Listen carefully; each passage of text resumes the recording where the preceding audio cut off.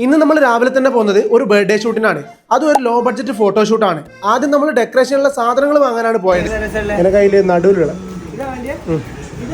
അതല്ല അല്ല ഇതെടുത്തോ അത് ശരിയല്ല. അങ്ങനെ അവിടെ നിന്ന് കുറച്ച് സാധനങ്ങളൊക്കെ വാങ്ങി നമ്മൾ നേരെ ജാനൈക്കാട്ടിലേക്ക് പോയി. ഇതാണ് ജാനൈക്കാട്. നമ്മുടെ കോഴിക്കോട് നിന്ന് 55 കിലോമീറ്റർ ആണ് ഇവിടത്തേക്കുള്ള ദൂരം. കാടിന്റെ ആംബിയൻസ് ഒക്കെ ആസ്വദിക്കാനും കാടിന്റെ കാഴ്ചകളൊക്കെ കണ്ട് നടക്കാനൊക്കെ പറ്റിയിട്ടുള്ള ഒരു സ്പോട്ടാണിത്. എൻട്രി ഫീ വരുന്നത് 20 രൂപയാണ്. അപ്പൊ ഇവിടെ വന്നിട്ടുള്ളവരാണെങ്കിൽ ജസ്റ്റ് ഒന്ന് കമന്റ് ചെയ്യുക. അങ്ങനെ നമ്മുടെ ഫോട്ടോഷൂട്ടിന്റെ കാര്യങ്ങളൊക്കെ സെറ്റാക്കി. അപ്പോഴാണ് ഒരു ഫോറസ്റ്റ് ഓഫീസർ വന്ന് പറയുന്നത് ഇവിടെ ഇതൊന്നും നടക്കൂലെന്ന്.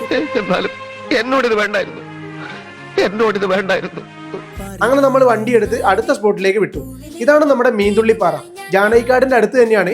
വൈകുന്നേരങ്ങളിലൊക്കെ വന്നിട്ട് കുളിക്കാനൊക്കെ പറ്റിയിട്ടുള്ള ഒരു സ്പോട്ടാണ്. അങ്ങനെ അവിടെ നിന്ന് നമ്മൾ ഫോട്ടോഷൂട്ട് എടുക്കേണ്ടതൊക്കെ സെറ്റാക്കി.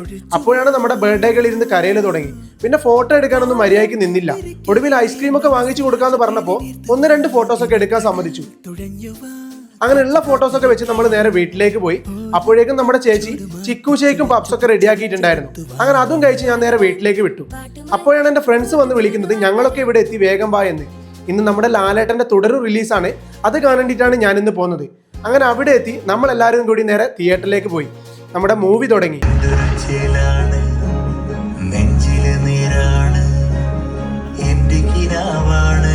അങ്ങനെ ഇന്റർവെല്ലായി. ഫസ്റ്റ് ഹാഫ് ഒന്നും പറയാനില്ല, കിടിലനായിരുന്നു. ഒരു തരി ലാഗും ഇല്ലായിരുന്നു.